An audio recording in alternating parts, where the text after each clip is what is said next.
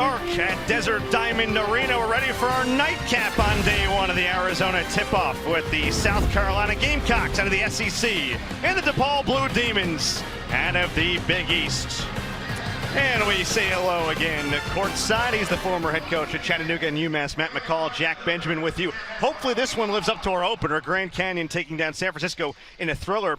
This could be a fun one, too. What do you think makes the difference for who moves on to the championship on Sunday? Well, you've got two coaches that are really trying to change the trajectory of their programs. You know, Coach Stubblefield got off to a great start at DePaul, had the most wins for a first-year head coach at DePaul since 2002. And then Coach Paris, after an unbelievable run at Chattanooga, went from having, according to KenPom, one of the least experienced teams last year to a very experienced basketball team this year, and he did it through the transfer portal. That experience led by B.J. Mack. Speaking of transfers, grad transfer from Wofford. He's been a double-double machine early on. He was one of the most sought-after transfers in the country. Seemed like every SEC school was coming after him. He saw a familiar face in Coach Paris from his time at the Southern Conference. He joined the Gamecocks, big, physical, shoots threes. Looked for him to set a lot of ball screens, and that's DePaul's going to switch those ball screens, try to take advantage and get some points in the paint.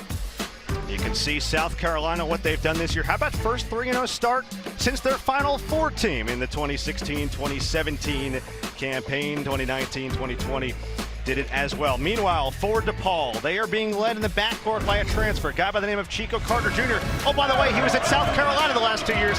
Gets a chance now to face his former team. I think he knows a couple of Coach Paris's ball play calls. Look for that to have an effect, but just a tremendous player, can play off the bounce. Coach Stubblefield loves to play him off the ball because of his ability to shoot threes. He's had 18 in a game for him this year. A guy at one point in his career was leading the country in three-point field goal percentage. Yeah, no question about it. Look at his career and what he's done. Career high in scoring. Led the SEC, to your point, in three-point percentage a year ago.